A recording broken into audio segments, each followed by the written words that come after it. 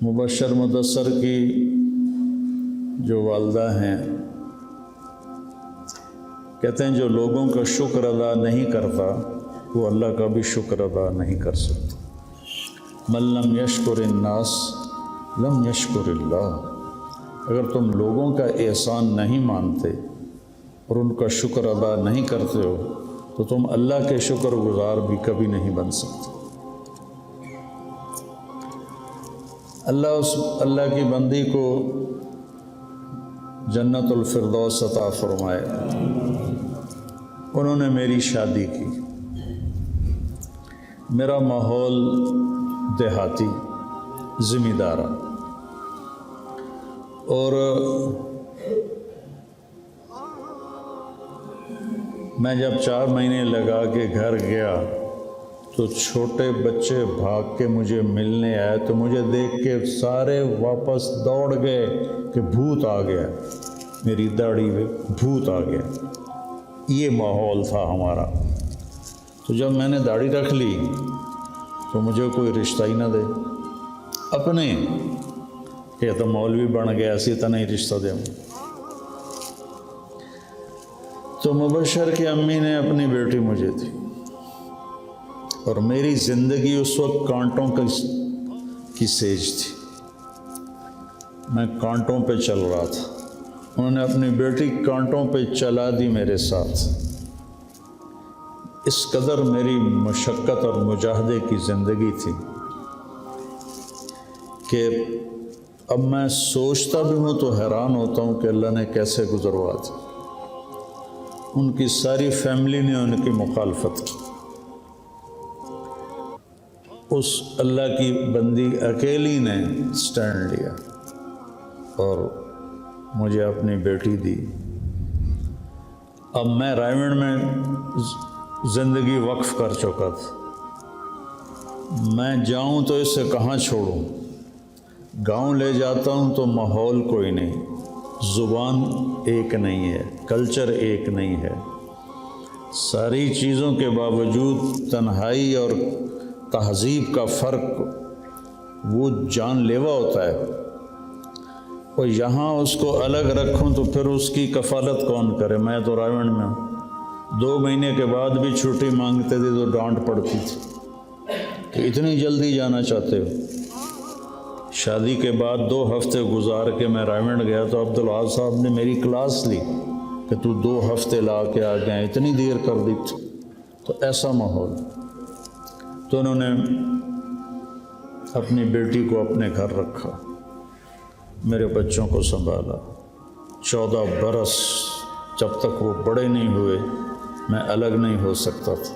جب وہ بڑے ہوئے تو پھر میں نے الگ اپنی ترتیب بنائی۔ 14 برس نواسوں کو سنبھالنا شادی کے بعد، اور ایک چھوٹے سے کوارٹر میں، کوئی محل نہیں تھا، کوئی مالدار نہیں تھے، سفید پوش تھے بالکل۔ یہ احسان میری نسلیں بھی نہیں چکا سکتی کہ اللہ تعالیٰ ان کو عالی شان درجات نصیب فرمائے۔ پھر میں بیرون کے سفر جا رہا ہوں بچوں کو سنبھال، میں اور میری بیوی ہم دونوں مل کے جا رہے ہیں 4 مہینے کے لیے، پیچھے میرے بچوں کو سنبھالا ہوا ہے۔ 2 دفعہ میرا سفر 4 مہینے کا ہوا، پھر حج کے سفر ہر سال، پیچھے بچے اکیلے، ان کو مدثر سنبھالتا تھا، مبشر سنبھالتا تھا، اور ان کی بہنیں، ان کی والدہ، یہ پورا خاندان۔ انہوں نے میرے اوپر اتنا بوجھ ڈالا ہے کہ میں مرتے دم تک اس بوجھ کو اتار نہیں سکتا ہوں، اس کا میں حق نہیں ادا کر سکتا ہوں۔ اللہ ان کو کروڑ جنت نصیب فرمائے۔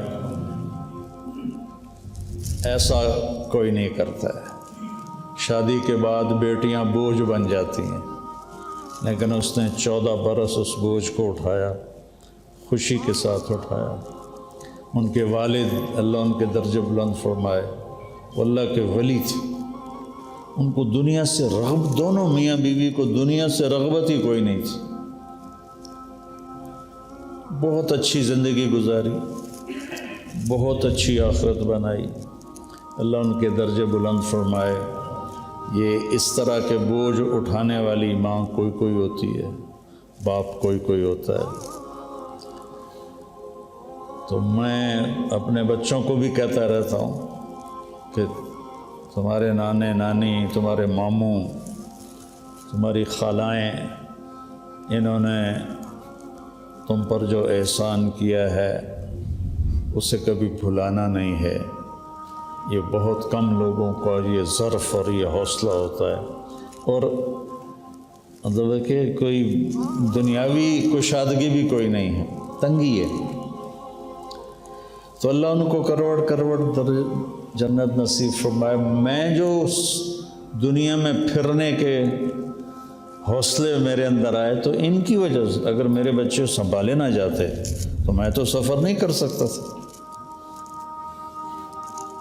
میرے بچے کے ماموں نے، خالاؤں نے، نانی نے، نانا نے بچوں کو سنبھالا، اور میں پوری دنیا میں اللہ نے مجھے پھرایا، اور اللہ نے میری آواز کو پورے عالم میں پہنچایا، لگایا۔ والدین چلے جائیں تو ان کے لیے ایصال ثواب کرتے رہنا چاہیے۔ میرے والد فوت ہوئے تو میں نے 10 نفل ان کے لیے پڑھنے شروع کیے روزانہ۔ پھر میری والدہ فوت ہوئیں تو 10 نفل ان کے لیے شروع کیے۔ یہ پچھلے دنوں میں بیمار ہو گیا ہوں سر درد کی وجہ سے، تو میرے نفل چھوٹ گئے۔ تو میں نے اپنے باپ کو خواب میں دیکھا، کہہ رہے میرا خرچہ ہی بند کر دیتا ہی، مجھ سے کہہ رہے میرا خرچہ ہی بند کر دیتا ہی، ساری زمین تو تینوں دے دیتی ہے، میرا خرچہ ہی بند کر دیتا ہی۔ میری آنکھ کھلی تو مجھے فوراً پتہ چلا کہ میرے نفل چھوٹے ہوئے ہیں، تو سر درد کی وجہ سے میں پڑھ نہیں پا رہا تھا۔ تو اب جو تلافی ہے وہ ہے ایصال ثواب سے۔ ان کے لیے آپ نفل پڑھیں، صدقہ دیں، دعا کریں، بہن بھائی آپس میں محبت سے رہیں، اس سے والدین کی روح کو ٹھنڈک پہنچتی ہے۔ اللہ تعالیٰ ان کے درجے بلند فرمائے۔